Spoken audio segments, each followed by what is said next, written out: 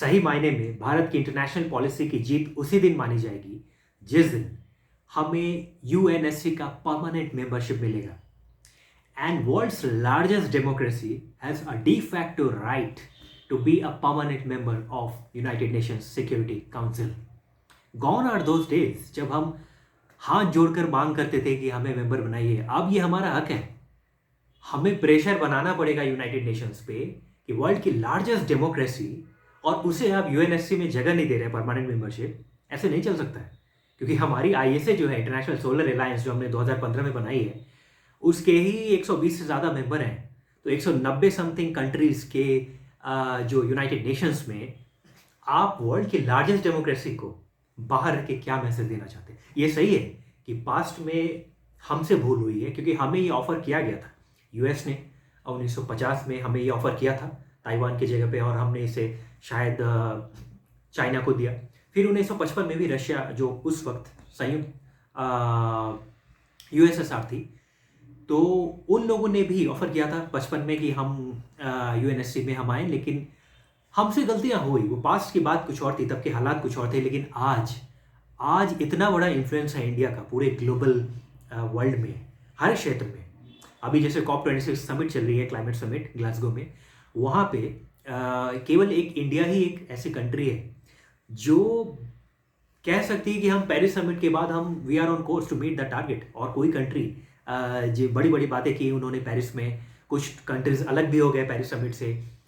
तो सभी दिशा में, सभी तरीके से, सभी क्षेत्र में, in all the sectors India is almost on course to lead the world. और इस समय भारत को यूएनएससी से अलग रखना, परमानेंट मेंबरशिप से अलग रखना, ये इट डिफाइज ऑल लॉजिक।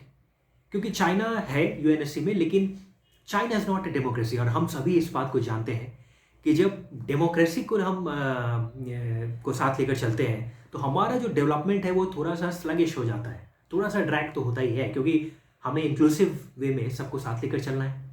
तो थोड़ा तो हमारी जो रफ्तार होगी थोड़ी तो धीमी होगी ही, क्योंकि हमें सबको साथ लेकर चलना है।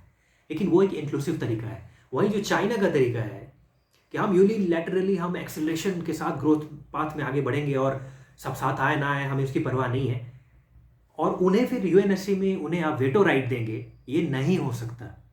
ये नहीं हो सकता, ये दोनों बात नहीं हो सकती।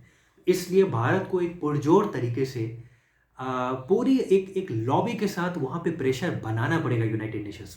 ओबामा जब प्रेसिडेंट थे यूएस के तो उन्होंने इस बात को कहा था 10-12 साल पहले जब वो आए थे इंडिया कि भारत को मेंबर होना चाहिए। फिर ट्रंप ने भी कहा था, फिर जो बाइडेन ने भी कहा है 2 महीने पहले कि इंडिया, जापान और जर्मनी को तो होना चाहिए। निश्चित रूप से इंडिया, जापान और जर्मनी को होना ही चाहिए यूएनएससी में। लेकिन हम इंडिया की बात कर सकते हैं क्योंकि इंडिया को तो बिल्कुल होना चाहिए, world's largest democracy, and you don't have a veto right in UNSC. How does this work? ऐसा नहीं हो सकता है।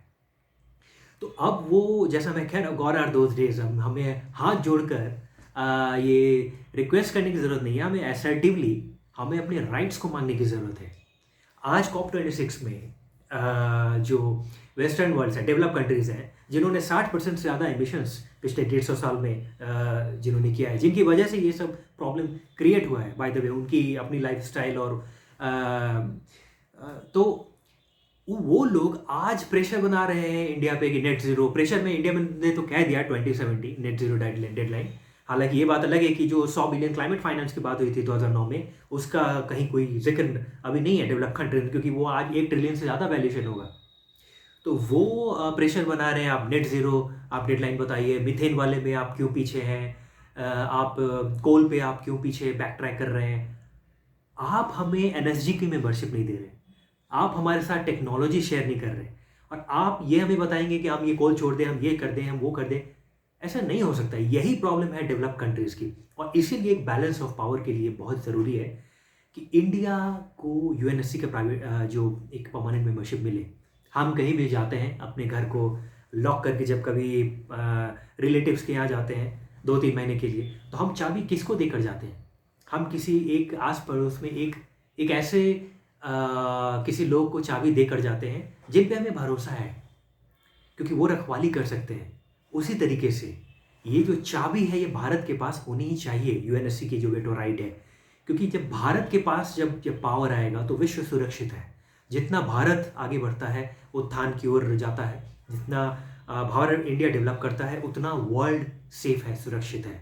और इसीलिए भारत के लिए नहीं, पूरे विश्व के लिए ये बहुत ज़रूरी है कि इंडिया को एक लीडिंग पोजीशन मिले और राइट्स मिले। और यूएनएससी में तो बिल्कुल ही एट द अर्लीस्ट, अगर यूनाइटेड नेशंस करते हैं अच्छी बात है, नहीं तो भारत को लॉबी करनी चाहिए, प्रेशर बनानी चाहिए। हम सभी लोगों को अपने अपने तरीके से एकेडेमिया में जो अलग अलग क्षेत्र में लोग हैं, इस बात को रखना चाहिए कि अब हम हाथ जोड़ने वाले नहीं। अब हम सिर्फ आपके मार्केट नहीं है कि आपके ग्लोबलाइज प्रोडक्ट के 1 बिलियन पीपल मार्केट है, हम सिर्फ अब इस्तेमाल होने के लिए मार्केट नहीं है आपके कमोडिटी के। It's our right. United Nations में हम हैं तो हमें वो वर्ल्ड्स लार्जेस्ट डेमोक्रेसी को वो राइट चाहिए। यूएनएससी का परमानेंट मेंबरशिप हमें चाहिए।